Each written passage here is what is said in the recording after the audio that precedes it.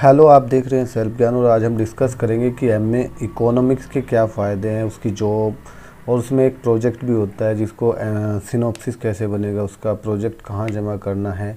तो MECP 101 उस project का नाम है जो एमए इकोनॉमिक्स में बनाना पड़ता है। तो एमए इकोनॉमिक्स की उसके पूरे प्रोसेस के बारे में जानेंगे। अगर आप चैनल पे फर्स्ट टाइम आए हैं और आप इग्नू के स्टूडेंट हैं या इग्नू से कोई कोर्स करना चाहते हैं तो सेल्फ ज्ञान को पहले सब्सक्राइब कर ले, क्योंकि यहाँ पे जो है एजुकेशनल पूरी वीडियोज आपको मिलती हैं। तो चलो शुरू करते हैं। तो पहले मैं ओवरव्यू दे देता हूँ जो आपका एमए इकोनॉमिक्स के बारे में है। ये 2 साल का कोर्स है और आप इसको धीरे धीरे 5 साल तक भी कोर्स कर सकते हैं और जो दोनों साल की फ़ीस है वो 12,000 रुपये है। तो और इसके लिए आपको क्या करना है, आपके बीच बैचलर डिग्री होनी चाहिए, किसी भी साइड से आपने की है तो आप एमए इकोनॉमिक्स कर सकते हैं। और इसमें जो प्रोजेक्ट होता है वो होता है MECP 101। तो जो एमए इकोनॉमिक्स है वो हायर स्टडीज़ के लिए काफ़ी अच्छा है। आप सभी को पता है कि इकोनॉमिक्स की बहुत ज़्यादा डिमांड होती है हर एक क्षेत्र में। इंश्योरेंस कंपनी हो या कोई फाइनेंस कंपनी हो या कंप्यूटर से रिलेटेड कोई एप्लीकेशन हो, तो बहुत सारी जो इकोनॉमिक्स से रिलेटेड जो भी कंपनीज हैं वो एमए इकोनॉमिक्स या उसको ज़्यादा प्रीफर करते हैं एज ए प्राइवेट जॉब में भी, as well as government job में आपको टीचर्स बनना है या इकोनॉमिक्स के स्टूडेंट थोड़े से कम होते हैं तो आपका सिलेक्शन का प्रोसेस थोड़ा सा हाई हो जाता है। तो इसके कोर्स के बारे में बात करेंगे। तो इसमें जो है ये पहले 5 कोर्स तो है कंपलसरी है, दूसरे में 6 कोर्स लेने पड़ते हैं, 4 कोर्स कंपलसरी है और 2 कोर्स आपके पास ऑप्शनल है। उसके बारे में मैं दूसरे इसमें बात करता हूँ। अगर आपको कोई भी इन्फॉर्मेशन लेनी है तो यहाँ पे आप ले सकते हैं और ये आपकी प्रोग्राम गाइड यहाँ से डाउनलोड कर सकते हैं। तो मैंने डाउनलोड की हुई है। तो सबसे पहले देखो ये है आपका स्ट्रक्चर इसमें प्रोग्राम गाइड के अंदर। तो ये 5 कोर्स कंपलसरी है यहाँ से यहाँ तक, यानी कि ये micro economics analysis, macro quantity method for the economics analysis, economics and growth and development, Indian economy policy. तो पहले साल के तो सारे के सारे आपके कंपलसरी है। दूसरे साल में आप जो है 4 ये कंपलसरी हैं, 1 2 3 और ये चौथा। इसमें क्या है, public economics, international trade and finance, economics of social sectors and environments, research method in economics. तो ये तो चारों आपके कंपलसरी है। फिर जो है आपको 2 कोड लेने हैं, 2 जो लेने हैं वो एक साथ लेने हैं। ये दोनों कोड जो है एक साथ लेने हैं, ये मैथमेटिकल टाइप के हैं। Econometrics method, actuarial economics theory and practice, ये दोनों मैथमेटिकल है। मैं रिकमेंड करूँगा जो मैथमेटिक्स में कमज़ोर है वो इन कोड को 2 को ना ले इसके साथ। जो ये नीचे वाले कोड हैं ये काफ़ी अच्छे हैं, gender issue and work employment and productivity, और उसके बाद वुमेन इन इकोनॉमी। तो ये थोड़ा सा नॉर्मल कोड है, आप इसको ले सकते हैं। लेकिन कुछ जो लोग लेते हैं तो बच गए सिर्फ ये 2 कोड, ठीक है। तो आपको ये लेने पड़ेंगे। अगर ऊपर वाला मैथमेटिक्स भी नहीं लेना और ये भी नहीं लेना तो फिर आपको एक प्रोजेक्ट वर्क लेना पड़ेगा और एक डेवलपमेंट इशू एंड प्रोस्पेक्टिव्स लेने पड़ेंगे। तो मैं रिकमेंड करना चाहूँगा जो प्रोजेक्ट वर्क है उसमें पास करने में थोड़ा सा टाइम ज़्यादा लगता है, सिनॉप्सिस बनाने पड़ते हैं, गाइड ढूंढना पड़ता है, फिर अप्रूवल लेना पड़ता है, फिर दोबारा जमा करना पड़ता है।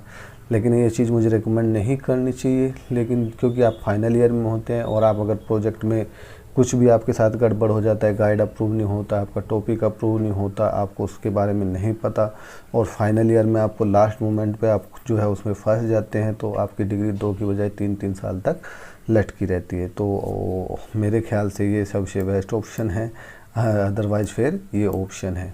इसमें भी फिर एक ऑप्शन है, अगर कोई जो है अपना प्रोजेक्ट जो है टाइम से कंप्लीट नहीं कर पाता, 2 चांस देती है इग्नू, अगर फिर नहीं कर पाता तो फिर बचे हुए कोड हैं उनमें से आपको चॉइस दे देती है कि उनको आप कंप्लीट कीजिए। अगर आपको बाद में उस पर सेकेंड ऑप्शन पे आना पड़े तो वो फिर आपके लगभग 2-3 साल 3-3.5 साल वेस्ट इसमें होने की संभावना है। तो एक्चुअल फिगर आउट ये कोई नहीं बताएगा, तो मैंने थोड़ा सा आपको बताने की कोशिश की। तो इसी बात पे आपको प्लीज़ आप वीडियो को लाइक कर दें और चैनल को सब्सक्राइब कर लें ताकि आगे भी आपको कोई इश्यू आए, इम्पोर्टेंट क्वेश्चंस वगैरह डिस्कस करने हो तो आपके पास सबसे पहले वीडियो जो है वो पहुँचे। तो इसके बाद मैं चलता हूँ आपको जो प्रोजेक्ट के बारे में बताने के लिए।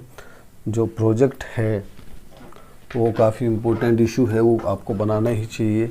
और एमए इकोनॉमिक्स एक अच्छा सब्जेक्ट है, तो इसमें प्रैक्टिकल एस्पेक्ट आपको मिल जाता है। तो प्रैक्टिकल एस्पेक्ट आपको, ये प्रैक्टिकल एस्पेक्ट के लिए है। आपको मैं बता दूं कि ये 6 क्रेडिट का कोर्स होता है। इसमें 180 घंटे की आपको कम से कम पढ़ाई करनी होती है, और आपको जो अपना प्रोजेक्ट बनाना है वो पहले से टाइप बनाना है, और बाउंडेड कॉपी होनी चाहिए जो प्रोजेक्ट की है। लगभग 15 से 20 हज़ार वर्ड्स का ये होना चाहिए। 50-60 पेज का आपको प्रोजेक्ट बनाना पड़ेगा। आप इसको हिंदी या इंग्लिश दोनों में से किसी एक भी लैंग्वेज में आप सुन सकते हैं। जो सबमिशन ऑफ प्रोजेक्ट है, अब उसके बारे में हम बात करेंगे।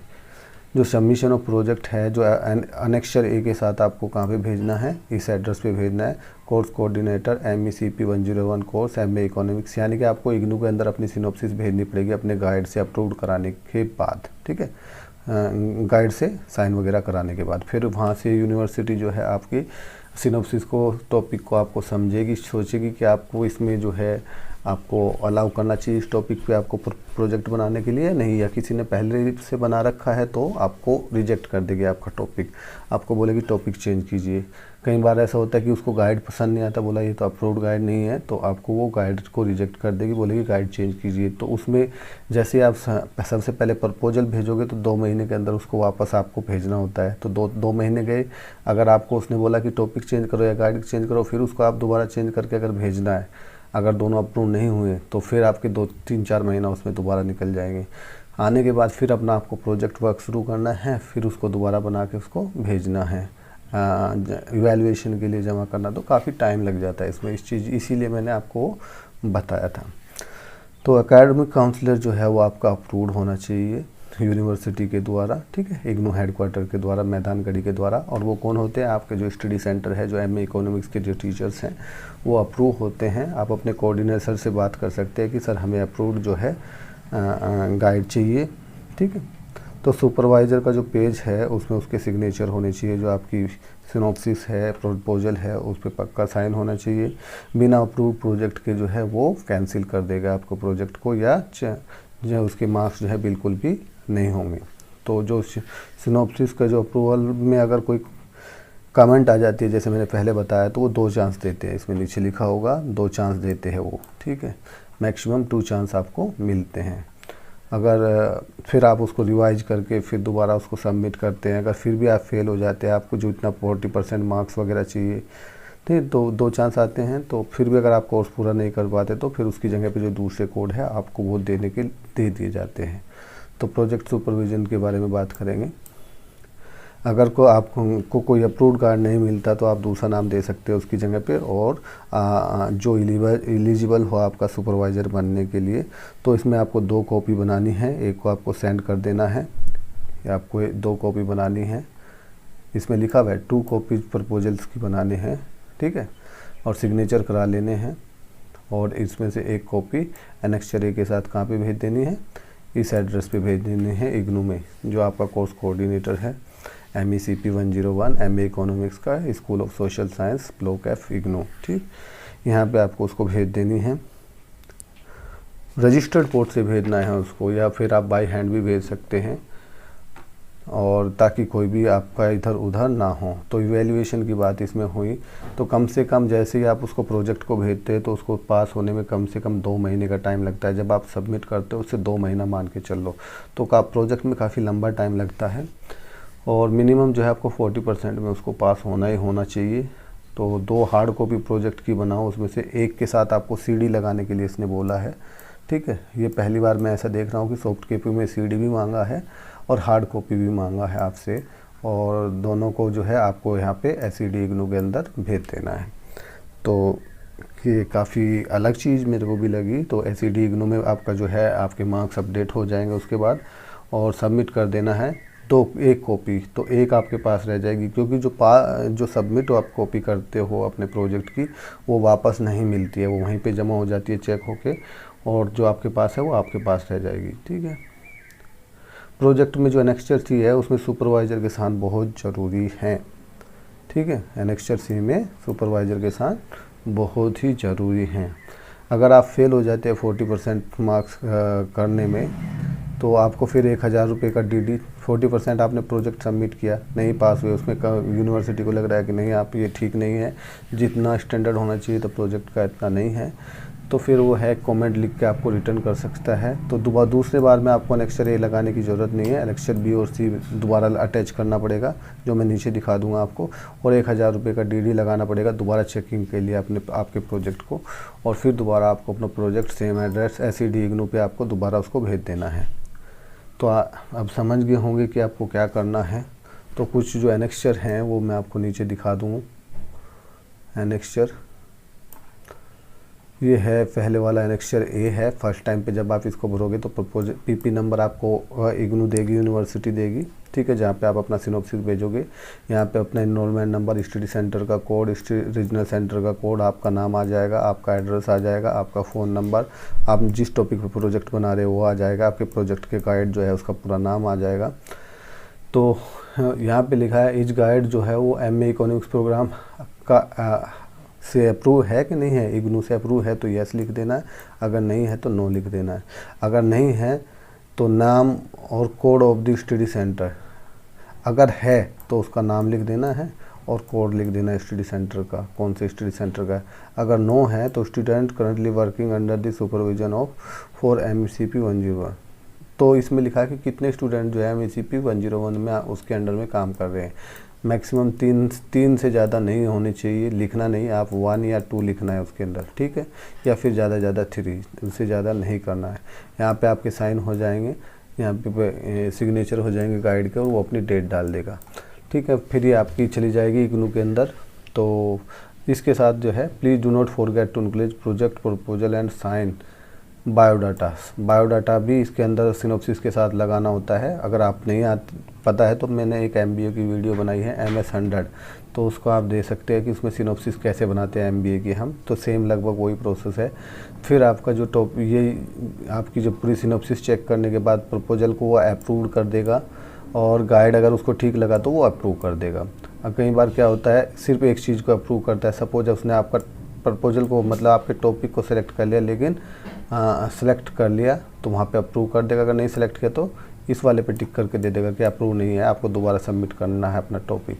अगर गाइड अप्रूव हो जाता है तो ठीक है, अगर नहीं होता है तो इस पे टिक कर देता है, तो दोबारा आपको अपना गाइड चेंज करके भेजना है। यहाँ पे वो साइन करके आपको डेट और वापस कर देगा, ठीक है। तो ये फर्स्ट पेज होता है, एनेक्सचर B लिखा है, इनरोलमेंट नंबर, स्टडी सेंटर ये, और यहाँ पे आपका टॉपिक आ जाएगा प्रोजेक्ट का, और ये इंदिरा गांधी नेशनल ओपन तो डिग्री के लिए जो है ठीक है, और ये सिग्नेचर यहाँ पे करके नाम, एड्रेस और ईयर लिख देगा स्टूडेंट का, ठीक है, ये आपका हो गया। फिर एक सर्टिफिकेट लगाया जाएगा कि जो भी काम किया है वो सुपरविजन के अंदर किया गया है, और इस टाइप का पहले कभी एवोल्यूशन के लिए नहीं दिया है। सिग्नेचर यहाँ पे साइन हो जाएंगे, जो आपका गाइड है उसका पूरा एड्रेस, स्टडी सेंटर, डेट, नाम, ये सब कुछ आ जाएगा। तो ये थी, आप समझ ही गए होंगे कि किस तरीके से आपको जो है अपना सब कुछ इसमें भरना है। तो आशा करता हूँ कि ये वीडियो आपके लिए अच्छा रहा होगा। तो प्लीज़ ये वीडियो उन स्टूडेंट को शेयर कीजिए जिसको इसकी रिक्वायरमेंट है, जो प्रोजेक्ट में फंसे हुए हैं, ताकि उनको पूरा प्रोसेस का पता चले। और हो सके तो मेरी MS 100 की वीडियो देख लो, और उसमें अप्रूव्ड सिनॉप्सिस मैंने पूरा दिखाया है, गाइड का कैसे डाटा बनाना है, उसका टॉपिक का कैसे बनाना है, कौन कौन से पॉइंट होने हैं, लगभग वही उसमें होते हैं। तो और मैंने ये भी बता दिया अगर आप प्रोजेक्ट छोड़ना चाहते हैं तो दूसरे कौन कौन से कोड ले सकते हैं, वो ऑप्शनल हैं। सारी चीज़ों को मैंने आपको अच्छे से समझा दिया है। मैंने ये भी बताया कि हमें इकोनॉमिक्स के क्या क्या फ़ायदे हैं, और आशा करता हूँ कि आप जो है अपनी पढ़ाई को अच्छे से करेंगे। और अगर कोई भी आपको इशू आता है तो आप कमेंट कर सकते हैं, मुझे कॉल कर सकते हैं। आशा करता हूँ ये वीडियो आपके लिए अच्छा रहा होगा। Thank you.